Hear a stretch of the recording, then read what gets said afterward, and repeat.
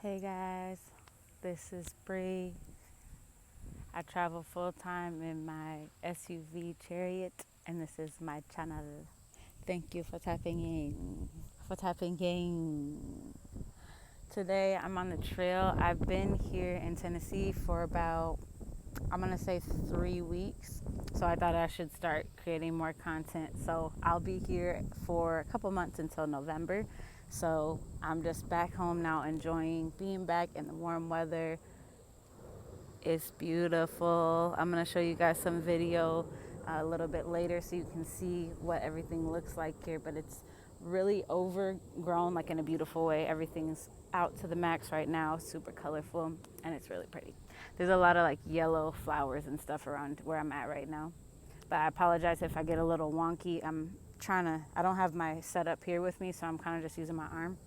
But yeah, so far so good. So basically, I have the tiny trailer that I basically moved over to a place that I'm renting a parking spot out at, and I'm getting it winter proofed. So they did warn me that it's wood, right? So they warned me that I would have to reseal everything, but it stormed, like thunderstormed really bad, and the wood got so wet that it kind of seeped through to the interior.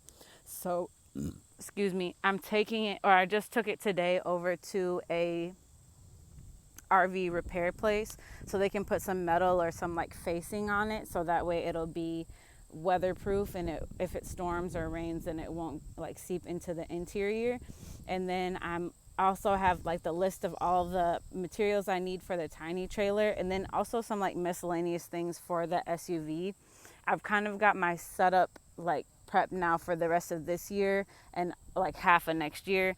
I am already missing nomading. I'm missing the West a lot right now. I'm missing the desert a lot, but I'm also super appreciative of the weather here. So I'm just really content, but I'm also like thinking a lot about the desert and like where I'm going to end up buying the land for the tiny trailer. So that's still up for discussion. I'm trying to still think of areas. Right now, it's Tennessee, Arkansas, New Mexico, or Arizona. Those are the four places that I'm thinking of getting like an acre or two to park the tiny trailer and start a little garden out there. But I want to be closer to a kind of major city, so that way I can fly out easily from there. And then I also want to make sure it has either an address or already hooked up for electrical and water, because that will make my life so much easier than having to be on something 100% off grid. But we will talk a little bit more about that as we continue going through this together and as I continue studying, because I've been studying this stuff for like almost 5 years now, like researching land, places that I could go to that are like coded for development that I'm looking for, because I'm not looking to do like a traditional style home. I'm trying to build out like nodes, so like multi-layered, like tiny spaces. um, yeah, so we'll talk more about that as we get into it, but I'm very excited. That was a huge step, getting the tiny home. So now I have it. I've looked up different solar systems, so we'll be talking about that later too, which one I end up getting. But I did find a really awesome solar system packet that comes with like, sorry, something got in between my toes and that weirds me out. But I've been looking at different solar systems and I found a couple really awesome ones, but I think I found the perfect one for what I want. I was starting out like, ooh, I want them to be mounted to the roof and all this stuff like that, like heavy duty, right? But then the person, Miss Beth, shouts out to Miss Beth if you're watching. She used to Nomad for a little while with one of her partners back in the day, and she's really like always good at thinking about off grid and being lightweight, right? So she was like, do you really need to mount these like 50-pound panels to the top of your roof, or do you think you could just like put some temporary ones up there? And I'm like, that's probably even a better idea for me to put temporary ones up there, because then I can just pull them up or bring them down so they won't get taken or anything like that.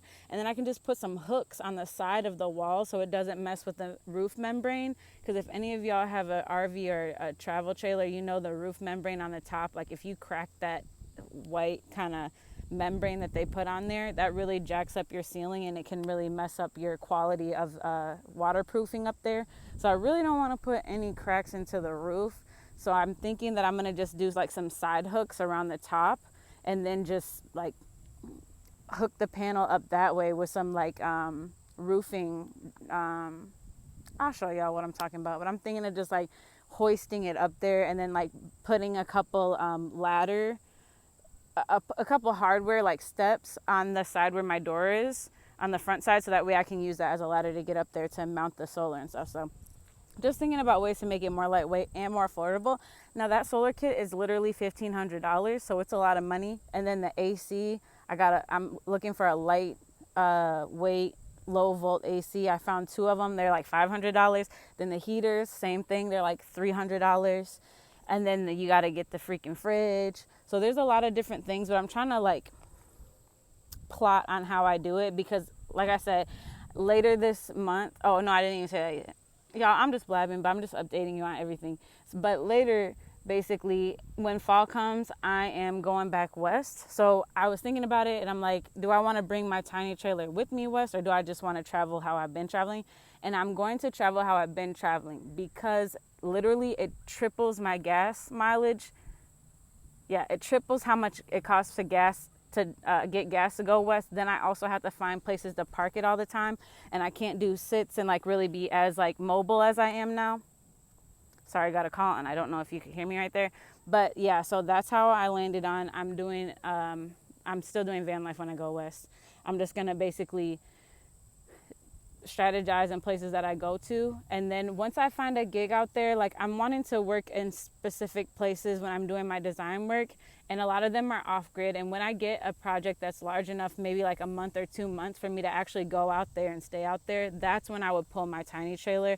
But for now, it's going to go into, well, not for now, when I'm done using it in November, when I head west, I'm going to put it into a insulated storage space, because they're pretty affordable right now. And then I'm going to go west, come back in February, and then pull it back out, park it where it is, and keep using it there. So that's my plan for like what I'm gonna do with it. And then there's more later with it, but basically I'm gonna store it when I'm not using it in an insulated space, so that way the wood doesn't get jacked up. But when I get my own land, I'm gonna want to get some type of like portico or something like that to put it underneath, just so that way if it storms, it doesn't get jacked up, because it's literally made of wood. So yeah, that's not good for outside, but we're gonna make it work because it's really cute. So that's what's going on with it now. So for right now, I'm basically still doing van life and staying with the lady who's letting me park in her driveway, Miss Beth. She's also letting me borrow her couch, so I can use that for a little while I'm getting situated into the travel trailer. For example, right now, it's at the trailer place getting sealed up for the winter, and then after that, mashallah, I'll be able to go ahead and move into it. I'm only going to be needing the solar panel kit. So I have a couple batteries. I have 3 different batteries, but I would love to get the full generator and the solar kit. So that's what I need to get, which I need to order ASAP. So that way, whenever the trailer's done over there, I can just pull it, and then I can start actually moving in. And I'm very, very, very excited for that. I semi-moved into it when I was in Mississippi, and then I also moved into it when I first got here. But then when it started being too hot and I didn't have the plug-in power, I'm still getting used to everything you need. So I thought, oh, it's really close to being off-grid. All I need is like to plug it into a house and I'm good to go. Please don't do that. Literally, I did not do it because they said that it would literally blow the fuse of the person's house if I did that. So you can't plug up 30 amp trailers to houses. Sometimes they're talking about like boondocking on people's houses and stuff like that. Depends on the amperage, because you cannot plug up to certain houses. I don't know if it's because it's an older house or whatever it is, but basically we couldn't move in the way that we wanted to. So I have to get the solar plug-in like system hooked up, so that way I can just have my battery and stuff going on in there. And then I need to get an AC in there. I have a fan, but like I have a ceiling fan installed in there, but I don't have that mobile AC, so I'm gonna get that too. There's one AC that you can mount.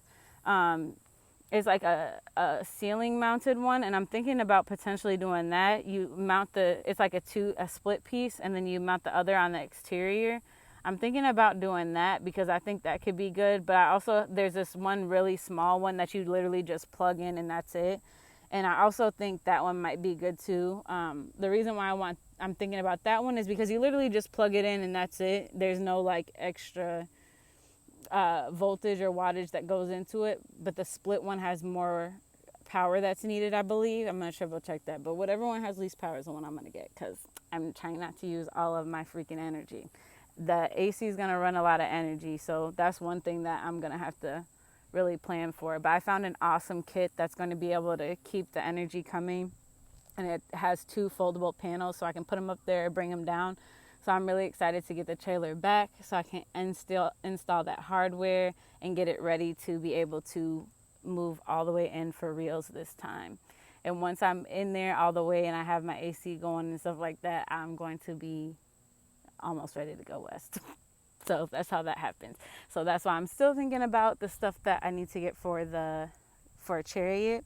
One thing that I really want to get is there's this like altar. It's like a mobile altar, okay? So it's like a running sink. It's like a sink with a holder on the bottom to where you can like do altar like water stuff. I don't know because I don't practice anything like that, but basically you can like grab the water, the fresh water from here, and then like rinse it off, and it's like plastic or like some type of like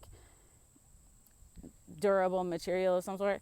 I'm gonna get that so that way I can use that for brushing my teeth and like washing my face and stuff, because I was going to do this thing. Somebody got a flower pot from like the Dollar Tree and they turned that into a sink, and then they put a little tube at the bottom of it and just like hook that into their water system.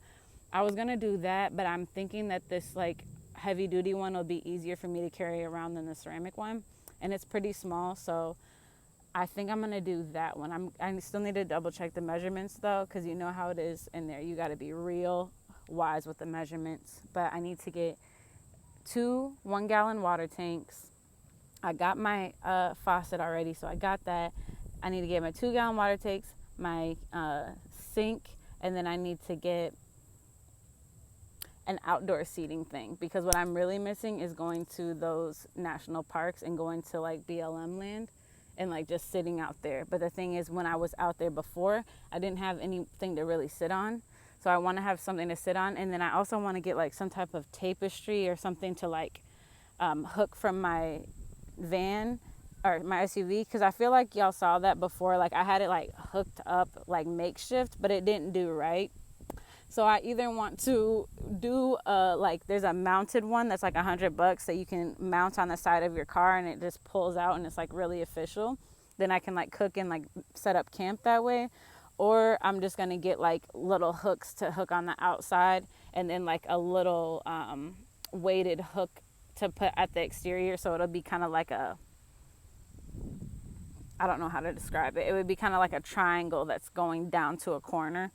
But that just won't give me a lot of room. You know what I mean? So I'm thinking about getting the mounted one. But those are the things I need to get before I head back west, so I can be comfortable and have enough space without feeling like I'm stressed out, pretty much. So yeah, I'm excited for the rest of this year. It's going to be so much fun, and I'm excited to take y'all with me. But right now, I'm about to continue my walk. I was going to pull cards and stuff like that. Like I brought my whole bag and everything. But I don't think I'm going to do that right now. So I'm just going to finish my walk and then head back to the truck. And I'm kind of hungry. So I think it's time to... Oh, look at this big old bee.